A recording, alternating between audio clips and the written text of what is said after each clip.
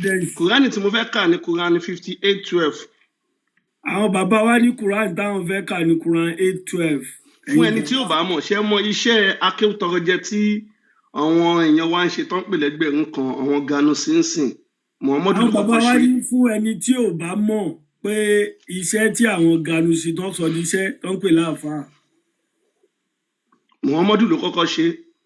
Wọ́n ní Muhammadu ló kọ́kọ́ Ganu sí. Tẹ́ bá lọ wo Kùránì 58:12. Wọ́n ní tẹ́ bá wo Quran 58:12. Ẹ̀rí ń bẹ jẹ́ àtẹ̀síwájú. Kùránì yẹn wípé ẹ̀yin mùsùlùmí òdodo. Allah ń sọ ń bẹ̀ pé ẹ̀yin mùsùlùmí òdodo.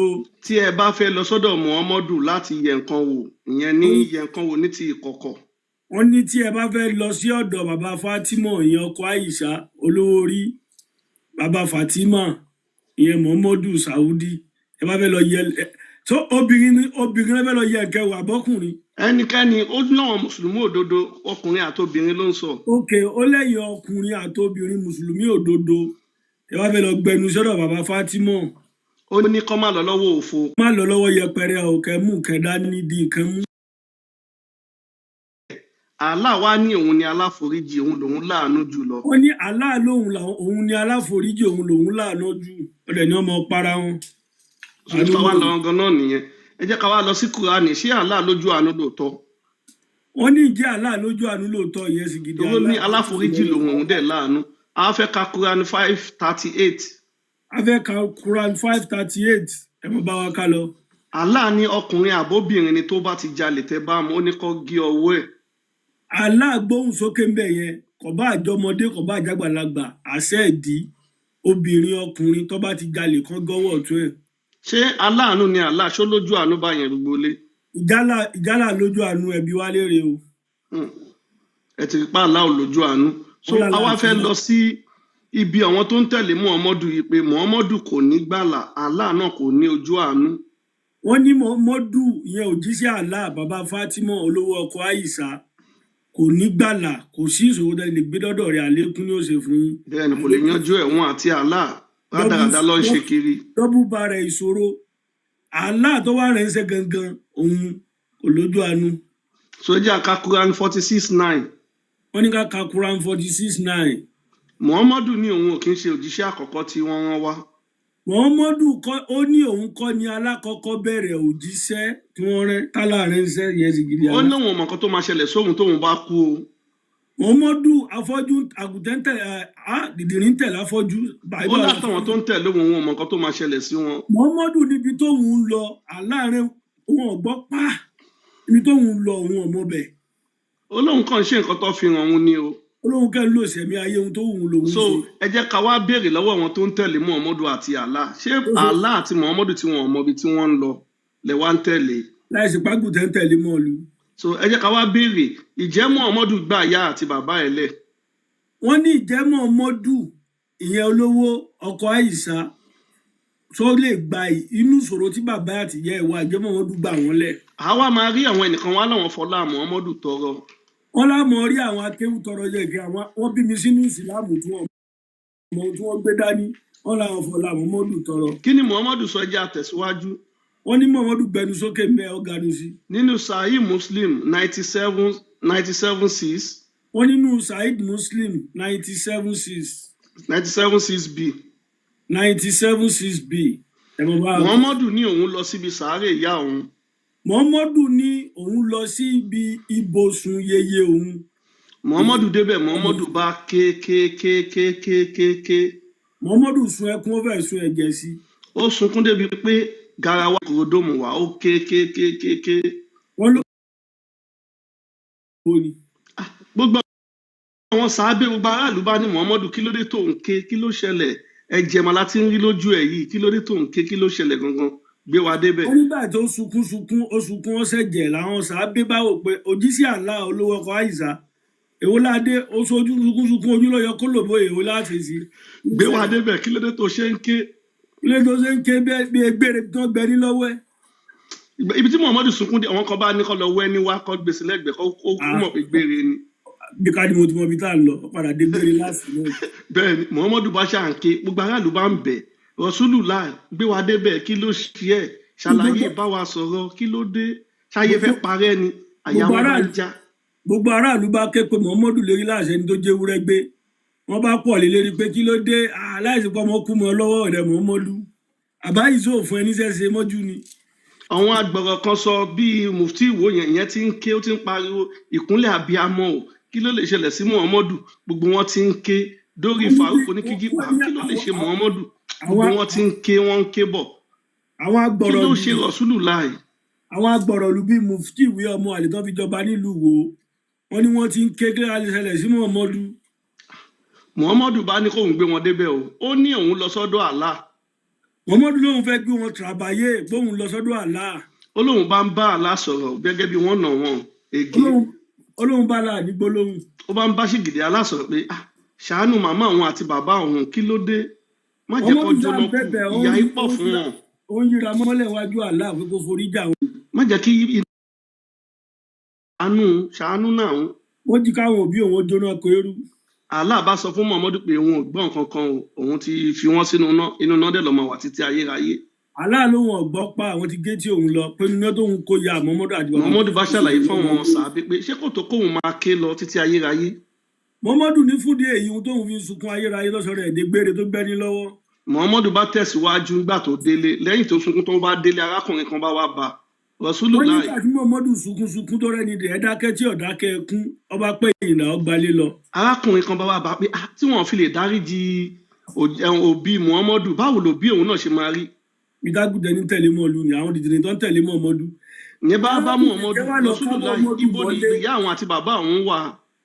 pé ìgbà tí Allah ò dáríjì yé àti bàbá ẹ̀ òun wá ń kọ́ tó ń wá béèrè lọ́wọ́ ẹ̀ pé ipò wo ni yóò wọn àti bàbá òun wà. Muhammadu bá sọ fún pé òun rí bàbá arákùnrin yẹn ó ń jóná débi pé ó ti jóná débi ìdí gbogbo eyín ẹ̀ ti jóná gbogbo ara ẹ̀ ti jóná ibi ìdí ẹ̀ nìkan ló ń jó lọ́wọ́ ibi ìdí bàbá arákùnrin yẹn. Muhammadu owó kò rí ìkẹ́ gidi wò rí. arákùnrin tó lọ lù ú lọ́gọ̀ ẹnu tí ń béèrè lọ́wọ́ ẹ̀ Muhammadu lóhun rí ìyẹ́ àti bàbá ẹ̀ pé gbogbo ìdí àtẹnu wọn nìkan ló kù tí èyí jóná wọ́n dẹ̀ fẹ́ jóná pé eru wájú Allah ni. ó lọ ti jóná kéérú arákùnrin yẹn bá sorí kodò Muhammadu bá sọ fún pé má jẹ́ kó yà ẹ́ lẹ́nu bàbá òun náà wà nù náà ó ń jó débi pé. Muhammadu sọ ọ̀rọ̀ ní ọ̀rọ̀ di hùn márákùnrin lọ́wọ́ Muhammadu bá ń la arákùnrin yẹn ní gbólóhùn pé kéde bá ti rí o bàbá àtòun àti ìyá àtòun náà bẹ nínú jáde. wọ́n ń jóná lọ́wọ́lọ́wọ́ ẹ jẹ́ àwa bí àwọn èèyàn wa ìjẹ́ ẹni tí ò lè gba bàbá ẹ̀ lẹ̀ tí ò lè gba àbúrò bàbá ẹ̀ tí ò lè gba gbogbo ẹbí ẹ̀ ìjẹ́ ṣó lè gbà wọ́n lẹ̀. àwọn bàbá wa ń béèrè lọ́wọ́ ẹ̀yin jàmá mùsùlùmí lọ́kùnrin àti lóbìnrin yàrá mọ́sálásí pé Muhammadu tẹ̀lé kò lè gbà yá àti bàbá rẹ̀ lẹ́nu ṣòro. kí lẹ evidence tẹ ní kí ló fún yín confidence pé àlùjànnà òfò pẹ̀lú ní àdánù tó ń ròyìn fún inú Kùránì tó bá wà lóòótọ́ ìjẹ́ Muhammadu lè gbà yín lẹ̀. so fún ẹni tó bá fẹ́ kà á ibi tí arákùnrin yẹn ti ń béèrè tó fi ń ṣàlàyé Sunan Abu Dawud 47:18. wọ́n ní fún ẹni tó bá fẹ́ kà mí tí arákùnrin yẹn ti ń béèrè lọ́wọ́ òjíṣẹ́ Allah pé sí yóò wọn kí ni ó ṣẹlẹ̀ sí yóò wọn àti bàbá òun ibẹ̀ nínú Sunan Abu Dawud 47:18. ìjẹ́ ṣé Muhammadu àti Allah ṣé wọ́n ní ìgbàlà báyìí. ìjẹ́ a lè bá ìgbàlà tọ́dọ̀ Muhammadu àti Allah. ìjẹ́ ṣé Allah lójú àánú fún ẹni tó bá fẹ́ sọ̀rọ̀ a lè. ẹ̀yin jàmá wa lọ́kùnrin. Kùránì lọ Kùránì tó takora wọn. mo ní nǹkan tí mo fẹ́ sọ. ok ẹ ṣe ẹ tẹ̀síwájú. mo ń bọ̀. bàbá tó bí ànábì ó wà nípa ìsáko tó ṣe kí ni tí sọ́fà lọ àbútọ́ ní ibùtọ́ sànú ànábì tọ́jú pé òun ní máa ń sọ̀rọ̀ fún àwọn kẹ̀kẹ́ nípa ànábì tí máa ń fún jẹ tí fún mu nípa nípa ìsáko inú náà lọ́wọ́. Àbújá ẹ̀gbọ́n bàbá ànábì nípa nípa ìsáko òun náà mẹ́mẹ́ nípa nínú ìnira ni. ọlọ́wọ́ á fèmí àti ẹ̀mọ̀nà nínú oko wa bó ṣe jìnnà tó yẹ. ó ti dá bẹ́ẹ̀ ní ms. nǹkan tó fọ́nì ń bẹ̀ ni pé àwọn pípù yìí mi ò mọ̀ bóyá ṣẹ́rí téèyàn bá ti gba ẹ̀sìn lóòótọ́ ni pé wọ́n máa ń gba ọpọlọ wọn kúrò nígbà tí èèyàn tó sọ pé òun jẹ́ òjíṣẹ́ Allah tá Allah ránṣẹ́ bàbá ẹ̀ ó wà nù ná sawdust ló wà lọ́pọlọ wọn sawdust. Ọlọ́run bàbá ẹ̀ wà nù ná kò rí gbà ìyá ẹ̀ wà nù ná kò rí gbà ẹni tó tọ́ náà wà nínú náà kò rí gbà òun fúnra ara ẹ̀ ó tún wá sọ wípé òun ò mọ ibi tóun ń lọ o ṣùgbọ́n gbogbo yín o ẹ máa ṣe kíni o ẹ máa gbanú náà kọjá ṣé kò yẹ kẹ́ ẹ ti mọ̀ pé ẹni yìí ti ń jẹ́ kó yé yín pé mi ò mọ ibi tí mò ń lọ o but nǹkan kan ṣúọ̀ iná ṣúọ̀ fún yín ẹ kírun o ẹ máa wọná ẹ gbààwẹ̀ o ẹ máa wọná kẹ́ ẹ sin àlá nìkan kẹ́ ẹ má mú nǹkan míì mọ́ àlá ẹ máa jóná so ẹ̀yin èèyàn ó dìgbà tẹ́ bá tó lè jókòó kẹ́ ẹ lè rorí kẹ́ ẹ mọ nǹkan tó wà nínú ìwé yìí kò síbẹ̀ yìí fẹ́ ṣe àlá gan ni sàtánì inú àlá fún ara ẹ̀ wà nù náà Mr. Àkànbí ẹ gbóhùn sókè. mo kí gbogbo wa ní kíkí tó lọ́lá jùlọ lágbàáyé pé àbọ̀rú àbọ̀yè àbọ̀ ṣíṣe o. gbogbo àtọ o. ṣe rí àmọ̀ràn tèmi fẹ́ gba gbogbo àwọn tó ń wò wá lágbàáyé pátápátá ni wípé gbogbo ohun tá a bá ti ń kà fún wọn níbí kán lọ máa ṣe kí ni o kán lọ máa yẹ̀ wò fúnra wọn torí pé tí ẹ bá lọ bá àáfàá kan pé wọ́n sọ nǹkan báyìí níbi kan báyìí wọ́n sọ nǹkan báyìí níbi kan báyìí ṣé lóòótọ́ ni wọ́n máa ṣe kí ni o wọ́n á fẹ́ darí yín padà sọ́dọ̀ tiwọn wọ́n á ní nǹkan táwọn èèyàn yẹn ń kà yẹn pé wọ́n ò kọ̀rẹ́tì pẹ̀lú nǹkan tó ń kà yẹn ìtukùtù náà tú irọ́ náà pa fún yín o ìtukùtù kankan ò sí níbí òtítọ́ àti òdodo ni nǹkan tí wọ́n ń kà fún yín níbí àti nǹkan tí wọ́n ń tú fún yín níbí torí pé mo lọ bá àwọn ẹ̀gbọ́n mi tó jẹ́ alìsúnà mo wá ń bá wọn sọ̀rọ̀ mo wá gbé kùránì jáde mo wá bẹ̀rẹ̀ bẹ́ẹ̀ gẹ́lẹ́ làwọn ṣe ń sìn ókè ó dá o àdìsí ibi tí ànábì ti kú o torí pé wọ́n sọ pé orí fífọ́ ló pa ànábì tẹ bá wo gbogbo wá sí àwọn àáfàá pátápátá orí fífọ́ náà ló pa ànábì àti inú rírun ó dá ẹ gbé àdìsí yẹn wá níbi tí orí fífọ́ ti pa ànábì wọn kì í rí ẹ̀rí mú jáde ibẹ̀ lẹ ti máa mọ̀ pé irọ́ náà ń pa èèyàn tó bá fẹ́ sọ fún yín pé orí fífọ́ ló pa èèyàn ṣèbó yẹ kó ní ẹ̀rí ẹ̀ torí pé ẹni ìwé tẹ̀ ń tẹ̀lé ẹni kùránì ẹ̀dẹ̀ ní àdìs ó yẹ ẹ mú ẹ̀rí ẹ̀ jáde níbi tí orí fífọ́ ti pa ànábì ẹ̀ ní rí ẹ̀rí yẹn mú jáde bọ̀ tán bá wá sọ fún yín pé májèlé ló pa ànábì o táwa mú ẹ̀rí ẹ̀ jáde ẹ̀ ní ẹ̀rí yẹn ẹ̀ gbà wọlé. So èèyàn tó ń sọ fún yín pé òun ò gba nǹkan tí àwọn ará Saudi àwọn tó tẹ̀lé Muhammadu fúnra rẹ̀ tó ní òun ò gbà yẹn wọlé tó wá jẹ́ tọ̀dọ̀ tiẹ̀ àforíkọ àfọpọlọrò tó jẹ́ pé tọ̀dọ̀ tiẹ̀ ló wá fẹ́ kẹ́ ẹ gbàgbọ́ ṣé mọ̀ pé irú èèyàn bẹ́ẹ̀ yẹn ò ṣe é tẹ̀lé. Àáfàá tó bá ti ń sọ fún yín wípé tọ̀dọ̀ tòun ni kẹ́ ẹ tẹ̀lé ẹ má tẹ̀lé irú ẹni bẹ́ẹ̀ o ẹ má ṣe tẹ̀lé irú ẹni bẹ́ẹ̀ torí pé àwọn tó mú ẹ̀sìn wá wọ́n kọ ìwé nípa ànábì wọn so ìwé yẹn gangan òun làwa ń kà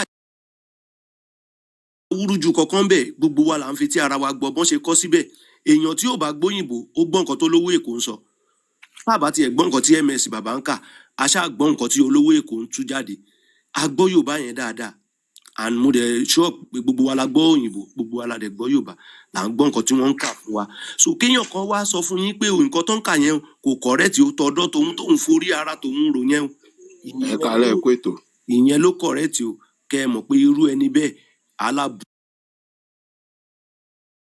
ẹ̀dá gbogbo ilé pátá ni mo kí o.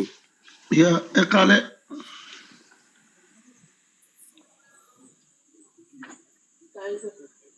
so irú èèyàn bẹ́ẹ̀ yẹn aláburú ẹ̀dá ni ó fẹ́ tàn yín sínú igbó èèyàn tó ànábì dídí sọ fún yín Muhammed ó sọ fún yín pé òun ò mọ nǹkan tó máa ṣẹlẹ̀ sóhun o wọ́n sọ fún yín pé bàbá òun àti ìyá òun wà nínú iná lórí tí wọ́n sọ pé ìwọ ò mọ nǹkan tó máa ṣẹlẹ̀ sí wọn nígbà tó bá kú olóhùn ò mọ nǹkan tó máa ṣẹlẹ̀ sóhun ò dẹ̀ mọ nǹkan tó máa ṣẹlẹ̀ sẹ́yìn tẹ́ ń tẹ̀lé òun bọ̀ nǹkan tó sọ fóun òun lòun ń sọ jáde kẹ́ ẹ mọ̀ pé ìsọkúsọ làlá ló ń sọ ìsọkúsọ ni Muhammed fún ara ẹ̀ ló ń sọ jáde ṣòṣèlú ẹni báyìí ṣó wá ṣe é tẹ̀lé ẹ má jẹ́ ká gbé kùránì lọ bá àáfàá kankan tẹ́ bá gbé kùránì lọ bá àáfàá tẹ́ bá gbé àdìsí lọ bá àáfàá á sọ fún yín pé àdìsí eléyìí àwọn ò tẹ̀lé tẹ́ bá wá ní kó mú àdìsí tiẹ̀ tó tẹ̀lé wá kò ní rí mú jáde á ní àwọn àáfàá òun sọ báyìí àwọn àáfàá òun sọ báyìí so ibẹ̀ ní kẹ́ ẹ ti mọ̀ pé onírọ́ làwọn àáfàá yẹn, ẹlẹ́tànjẹ ni wọ́n. So kẹ́nìbọ̀dì má tẹ̀lé wọn o, ẹ má jà ṣera wa lọ́nà o. Ẹni tó bá tún sọ pé àáfàá òun sọ pé ó fẹ́ ṣera ẹ̀ lọ́nà ni, àwa ti rí ọ̀nà ṣìnà mọ́ láyé àti láéláé. Àmín. ẹ ṣé bàbá. Mr. Ayan, ẹ lè sọ̀rọ̀ ńsìn kẹ́ ṣí máìkì yín, Mr. Ayan. ẹ kálẹ́ mo kí gbogbo ilé pé àbọ̀wò àbọ̀yè o. Yes sir, gbogbo àtọ́ sà. Ẹ gbóhùn sókè sà, ń gbọ́ yín kíákíá. Ṣé ẹ wà ń bẹ̀ ṣàṣẹ nẹ́tíwọ̀kì wọn ò dá ni?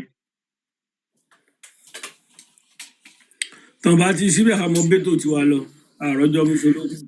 Ok, ẹ jẹ́ kí mo mọ̀ pé ẹ̀yin èèyàn tẹ́ bá ń gbọ́ wa tipẹ́tipẹ́, tẹ́ ti wà pẹ̀lú wa tipẹ́tipẹ́, ẹ ti Muhammadu ni ó ń bá kò ń déédéé lọ kógun báyàn, wọ́n máa ń lọ kógun bá ni. Àwọn tí wọn ò gbàgbọ́ yẹn náà kọ́ bá Muhammadu jà.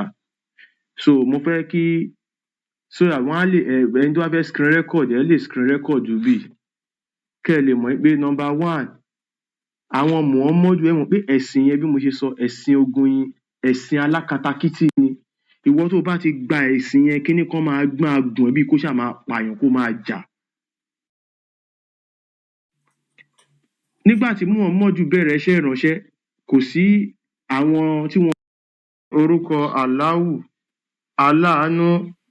aláàánú jùlọ, gbogbo ọpẹ́ ẹ̀yìn jẹ́ ti Allahu, Olúwa gbogbo à ń jọ́sìn fún, ọ̀dọ̀ rẹ̀ nìkan sì ni a wá oore sí. Fi ẹsẹ̀ wa rinlẹ̀ lójú ọ̀nà tààrà, ọ̀nà àwọn tí o ti ṣe ìdẹ̀ra fún, yàtọ̀ sí àwọn ẹni ìbínú àti àwọn olùṣìnà, ìyẹn àwọn Christian. Àmín. Mo mọ ohun tó gbà lérò pẹ̀lú àwọn Allahu fi àlùkùránì tí ó kún fún ọgbọ́n búra. Dájúdájú ìwọ wà nínú àwọn òjíṣẹ́, ó wà lórí ọ̀nà tààrà. Ìmísí tó sọ̀kalẹ̀ láti ọ̀dọ̀ alágbára àṣàkẹ́ ọ̀run, nítorí kí o lè ṣèkìlọ̀ fún àwọn ènìyàn kan, àwọn tí wọn kò ṣe ìkìlọ̀ fún àwọn bàbá wọn rí. Nítorí náà afọ́núfọ́ra sì ni wọ́n. Dájúdájú ọ̀rọ̀ náà tí kò lé ọ̀pọ̀lọpọ̀ wọn lórí, wọn kò sì ní gbàgbọ́. Dájúdájú àwa ti kó ẹ̀wọ̀n sí wọn lọ́rùn, ó sì ga dé agbọ̀n wọn, wọ́n sì gà wọ́n lọ́rùn sókè, àti pé àwa fi gàgá kan síwájú wọn, gàgá kan sẹ́yìn wọn, a bò wọ́n lójú, wọn kò sì ríran. Allahu ni alájùlọ. Allahu Akbar. Ògo ni f'Olúwa mi atóbi. Ògo ni f'Olúwa mi atóbi. Ògo ni f'Olúwa mi atóbi. Allahu ló mọ àwọn tó ń sìn ín. Rabbana walakal hamdu. Allahu ni alájùlọ. Allahu Akbar. Ògo ni f'Olúwa mi atóbi jùlọ. Ògo ni f'Olúwa mi atóbi jùlọ. Allahu ni alájùlọ. Allahu Akbar. Allahu ni alájùlọ. Allahu Akbar. Ògo ni f'Olúwa mi atóbi jùlọ. Ògo ni f'Olúwa mi atóbi jùlọ. Ògo ni f'Olúwa mi atóbi jùlọ. Allahu ni alájùlọ. Allahu Akbar. Ní orúkọ Allahu, aláàánú jùlọ, gbogbo ọpẹ́ ẹ̀yìn jẹ́ ti Allahu, Olúwa gbogbo ẹ̀dá. aláàánú aláàánú jùlọ olùkápá ọjọ́ ẹ̀san ìwọ nìkan ni à ń jọ́sìn fún ọ̀dọ̀ rẹ nìkan sì ni a wá ìjẹra fún yàtọ̀ sí àwọn ẹni ìbínú àti àwọn olùṣìnà ìyẹn àwọn Kristẹni. Àmín. Nítorí náà nígbà tí àwọn oṣù ọ̀wọ̀ bá lọ tán ẹ pa àwọn ọ̀ṣẹbọ níbikíbi tí ẹ bá ti bá wọn kí ẹ mú wọn kí ẹ séde mọ́ wọn kí ẹ sì bàdè wọ́n ní gbogbo ibùba tí wọ́n bá sì ronú pìwàdà tí wọ́n ń kírun tí wọ́n sì ń yọ sàká ẹ yàgò lọ́nà fún wọn dájúdájú Àláhù ni aláforíjìn àṣàkẹ́ ọ̀run. Ẹ̀yin tí ẹ gbàgbọ́ ní òdodo ẹ má ṣe mú àwọn bàbá yín àti àwọn ìyá yín àwọn arákùnrin yín àwọn mọ̀lẹ́bí yín ẹ má ṣe mú wọn ní ọ̀rẹ́ àyò tí wọ́n bá gbọ́lá fún àìgbàgbọ́ lórí ìgbàgbọ́ òdodo. Ẹnikẹ́ni tó bá mú wọn ní ọ̀rẹ́ àyò nínú yín àwọn wọ̀nyẹn gan-an ni alábòsí. Ẹ̀yin olùgbàgbọ́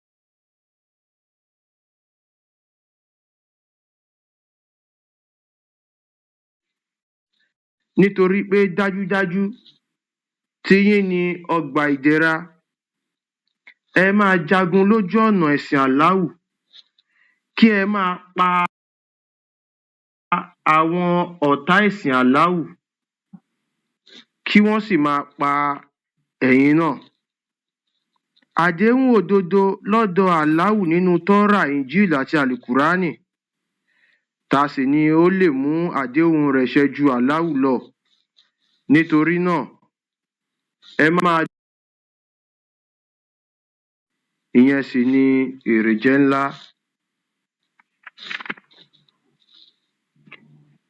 Ẹ̀san àwọn tó gbógun ti Àláhù àti òjíṣẹ́ rẹ̀ tí wọ́n sì ń ṣe ìbàjẹ́ lórí ilẹ̀ ni pé ẹ̀yin olùgbàgbọ́ òdodo kí ẹ pa wọ́n kí ẹ sì lé wọn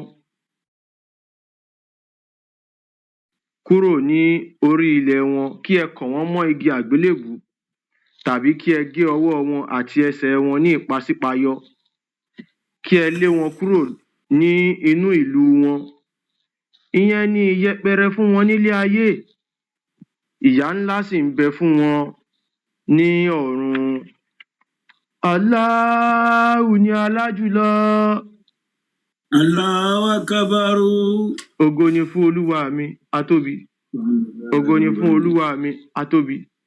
Ògo ni fún Olúwa mi atóbi. Àláhù ló mọ àwọn tó ń sìn ín. Àláhù ni Allahu Akbar. Ògo ni fún Olúwa mi atóbi jùlọ. Ògo ni fún Olúwa mi atóbi jùlọ. Ògo ni fún Olúwa mi atóbi jùlọ. Àláhù ni alájùlọ. Allahu Akbar. Àláhù ni alájùlọ. Allahu Akbar. Ògo ni fún Olúwa mi atóbi jùlọ. Ògo ni fún Olúwa mi atóbi jùlọ. Ògo ni fún Olúwa mi atóbi jùlọ. Àláhù ni alájùlọ. Allahu Akbar. Ìkíni àdúrà àti ohun rere jẹ́ ti Allah. Ìjẹra fún wọ ìwọ ànábì àti àánú Allah àti ìbùkún rẹ̀. Ìjẹra fún wa àti ìránṣẹ́ Allah. Mo jẹ́rìí pé kò sí Ọlọ́run kan tí ó tọ́ láti jọ́sìn àyàfi Allah àti pé mo jẹ́rìí pé Muhammadu ìránṣẹ́ àti òjíṣẹ́ Allah ni. Ìyó ànàbí Àlàáfíà fún yín. Assalamu alaikum warahmatullahi. Àlàáfíà fún yín. Assalamu alaikum warahmatullahi. báyìí sìn La ilaha illallah. Muhammad Rasulullah. láìláyẹlá yẹn máa sọ Yorùbá ibi kò sí Ọlọ́run kan àyàfi Ọlọ́run kan Allah fi Allah. àti pé Kò sí Muhammadu Ọlọ́run òjíṣẹ́ kan. Allah ni kò sí Ọlọ́run kan àfi Allah àti pé mo jẹ́rìí pé Muhammadu òjíṣẹ́ Allah ni kò sí Ọlọ́run kan àfi Allah àti pé mo jẹ́rìí pé Muhammadu òjíṣẹ́ Allah ni ìtumọ̀ láìláha illallah Muhammadu Rasulullah nìyẹn so ẹni tó bá ń ṣe láìláha illallah pé òun jẹ́rìí pé kò sí Ọlọ́run kan àfi Allah ìtumọ̀ ẹ̀ ní pé Àfẹsìgìdì Allah. àfi ṣìgìdì Allah ìtumọ̀ ẹ̀ ní pé ẹni yẹn ń sọ wípé kò sí nǹkan tó ń jẹ́ Olódùmarè àfi Allah torí pé Allah kò kí ń ṣe tẹ́ ẹ̀ ń wò wá káàkiri gbogbo àgbáyé tẹ́yìn náà bá ń gbọ́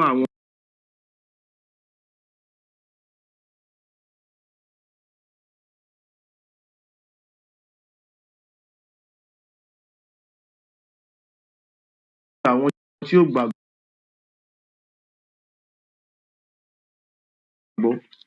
níbi tí Allah ti ń sọ pé ẹ̀yin tẹ́ ẹ gbàgbọ́ lódodo ẹ má ṣe mú àwọn bàbá yín àwọn ìyá yín àwọn mọ̀lẹ́bí yín ẹ má ṣe mú wọn ní ọ̀rẹ́ lórí ìgbàgbọ́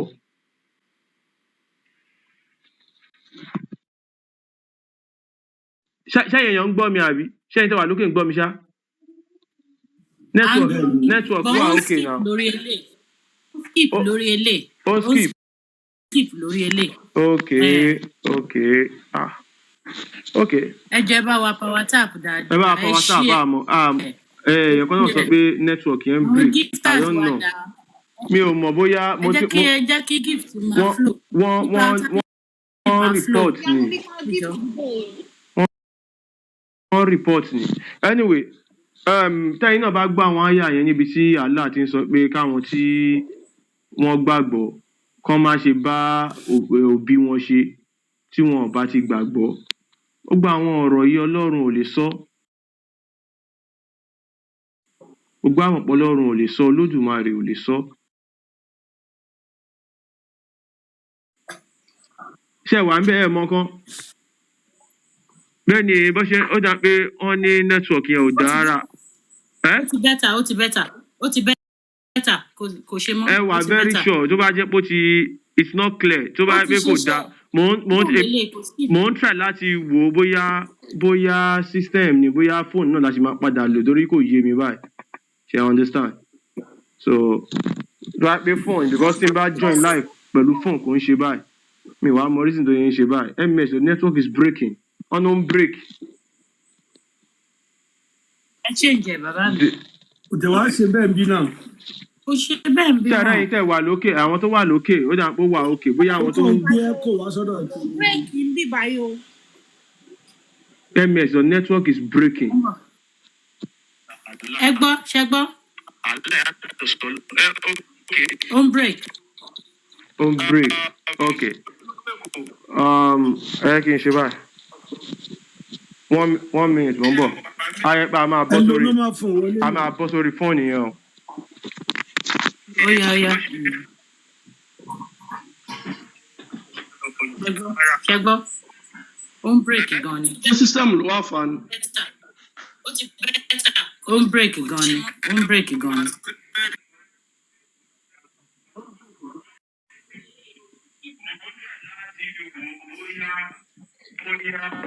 ẹjọ Ó ẹ skip jẹ́ lóòótọ́. ká lo fóònù yẹn eléyìí ń bírèkì.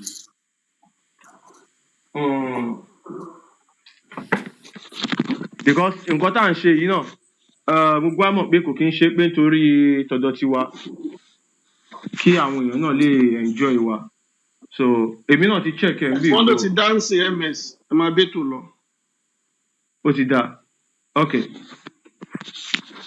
so gbogbo wa pẹ̀lú àwọn àyàtàkà yẹn ẹ̀yin náà rí i pé kò possible kí Ọlọ́run sọ àwọn ọ̀rọ̀ yẹn ṣe understand the most important thing ni pé ẹ̀yin èèyàn ẹ jẹ́ káwọn àwọn èèyàn wa mọ̀ pé Allah kò kí ń ṣe Ọlọ́run Allah ò kí ń ṣe Ọlọ́run táwọn èèyàn bá ti mọ̀ pé Allah ò kí ń ṣe Ọlọ́run wọ́n á wò pé ẹ̀ta wá ní Allah torí Allah fúnra ara ẹ̀ náà sọ wípé fáàrìfúní kọ́bùlà àǹtà àbùdúni wípé ẹ mọ òun kí kí ẹ tó máa sin òun ṣẹ́gẹ̀t torí pé Allah náà mọ̀ fúnra rẹ̀ pé òun ò kí ń ṣe ms ọlọ́run. ẹ change ẹ lọ́wọ́ kan ẹ jọ ó yìí ṣe bẹ́ẹ̀ ṣé ń gbọ́ ok ẹ change ó yìí ó ṣe lè má bẹ́ẹ̀. jẹ ó lè jẹ network kó má jẹ system náà. mo ń suspect pé system ni but ṣé mo lè switch. But system yẹn là ń lò tẹ́lẹ̀ kò ṣe bẹ́ẹ̀ èmi ò believe pé system ni o to me. Àbí téèyàn bá try dábàá fẹ́ bí àbí ká tún try ká tún change ẹ̀ ká tí n bá yẹn try àti sense pé kí ló ṣẹlẹ̀. So bóyá mo lè sáré switch kò sí nǹkan tó wrong ń bẹ àyè báwo. ẹ switch ṣùgbọ́n nǹkan tí mo mọ̀ pé report ló máa jẹ́ kò ń ṣe system. pé report ló máa jẹ́. kẹ́yìn ẹ lè bá wa power tap. àwọn èèyàn ní kò dáa it's not good o àti ò bá jẹ́ wà ókè àwọn èèyàn wa máa. Anyway ẹ ká tún wò fún 5 minutes tí ó bá ti wà ókè a máa switch náà ni ṣẹ́gẹ̀t a máa switch. Bóyá kí n fi péjì mi bẹ̀rẹ̀ live àbí báwo. No mi kò ní ìdí. So bí mo yẹn sọ lọ táwọn èèyàn bá ti mọ̀ pé Allah yìí ò kí ń ṣe ọlọ́run Allah fún ara ẹ̀ ti sọ pé ẹ mọ òun kẹ́ ẹ tó wá sin òun torí pé òun fúnra ara ẹ̀ mọ̀ pé òun ò ń ṣe ọlọ́run ó dẹ̀ fẹ́ jàre yín tó bá di ọjọ́ àgbéǹde tẹ̀ ń sọ́nsìn tí ẹ wá rí wípé òjíṣẹ́ tí Olódùmarè rán sí wa tó ní òun ò mọ̀ yín rí tẹ́yìn wá sọ pé Allah lẹ́sìn wọn Allah fún ara Allah ló máa sọ pé èmi báwo òun ò mọ̀ yín rí òun ti sọ fún yín pé kẹ́ ẹ mọ òun kẹ́ ẹ tó sin òun ẹ̀yin lẹ ò mọ òun náà òun sọ so Allah fún ara ẹ̀ ó jàre yín torí ó ti sọ fún yín pé fáàrí fún ní kọ́bùlà áńtà àbújọ ni ẹ mọ̀ mí kẹ́ ẹ tó sìn mí so ẹ má lọ rò pé bóyá Allah tẹ́ ń pè yẹn lọ lọ́rùn Allah ń ṣe ọlọ́run ṣẹ́gẹ̀t ṣìgìdì ní 100% ṣìgìdì ní kò kí ń ṣe ọlọ́run so nǹkan tá a fẹ́ kẹ́yìn mọ̀ ọ́ gan nìyẹn àwọn tó dẹ̀ ń pe Allah àwọn tó jẹ́ mùsùlùmí àwọn àáfàá ilẹ̀ Yorùbá wọn ò ní bá yín gbà ó dìgbà tẹ́ bá tó sọ fún wọn pé báwo lọ́lọ́run ṣe máa sọ nǹkan yìí ọlọ́run ṣe máa sọ pé kẹ́ ẹ pààyàn nígbà tí definitely ọlọ́run lè sọ bẹ́ẹ̀ Allah sọ pé kẹ́ ẹ pààyàn Allah yìí fún ara ẹ̀ dẹ̀ tún sọ fún yín wípé òun ní kinní kan tóun máa sọ pé be and it will be. Kun fayakun. Allah tó sọ fún yín pé òun ní kun fayakun ó tún wá ń sọ fún ẹ̀yin mùsùlùmí kan pé kẹ́ ẹ lọ pààyàn ok Allah tó ní kun fayakun ó ń pa Muhammadu láṣẹ àtàwọn mùsùlùmí ẹgbẹ́ pé kán pààyàn kí ló dé tí Allah yẹn ò lo kun fayakun fún àwọn tó ń gbógun ti Muhammadu. sẹ́ńtúrì títa wàyà ṣẹ́ẹ̀tì ọpọlọ. kẹ́ ẹ ro kínní pé Allah náà òun ní kun fayakun bí àti òbí pé rí bẹ́ẹ̀ kó jẹ́ kóun sọ pé kó ṣe bẹ́ẹ̀ kó jẹ́ rí bẹ́ẹ̀ ó ṣe wá jẹ́ pé Allah yìí náà ló tún wá ń pàṣẹ pé kẹ́ tún máa jà kẹ́ tún máa pààyàn definitely Allah yìí ni ó ń dribble yín nìyẹn a dẹ̀ ti sọ fún yín Allah àti gbé àyà wá ń bì tá Allah ti ń sọ pé òun ni ẹ̀yin ń tan èèyàn òun náà ń tan èèyàn pé òun gangan ni olórí ẹlẹ́tàn ó náà òun ni the best of deceiver ǹjẹ́ Ọlọ́run lè máa tan yàn. These are the questions you need to ask yourself pé gbogbo nǹkan tá Allah yìí ṣe ń sọ yìí Ọlọ́run ò lè sọ kínní yìí náà. ok Allah fún ara ẹ̀ ó sọ pé tóun bá fẹ́ ṣe yín ní ẹlẹ́sìn kan ni ó lóun lágbára àti ṣe àbí ọ̀rọ̀ Allah ni mò ń sọ báyìí o Allah ló sọ bẹ́ẹ̀ Allah yẹn tún wá ń pa yín láṣẹ again pé kẹ́ ẹ tún gbógun ti àwọn tí ó tún ṣe ẹ̀sìn eléyìí. ẹ̀yin èèyàn ẹ jẹ́ ká gbé kínní ká gbé sí làákàyè náà. ms kínní yìí skip sẹ. ok. ẹ̀wọ̀n ẹ lè jáde kẹ́ padà sí TikTok ó dáa so ká mọ́ kàn. rárá o kò kí n ṣe èyí tí mo fi ń wo eléyìí tí mo fi ń power tap ni o. ilé fi ń wo náà ni mò ń sọ ẹ ń bọ́ tàkẹ́dẹ̀ wọlé padà. olówó ẹ̀kọ́ nǹkan tí mo notice ni pé iṣẹ́ rí tá a bá ti àwa tá a wà lókè báyìí wọn máa gbádùn mi mo náà ti notice kínní yẹn lẹ́ẹ̀kan so àwọn tó ẹ̀yin tẹ́ ń lókè tẹ́ ń gbọ́ wa ẹ jọ ṣé ó wà òkè lọ́dọ̀ yín?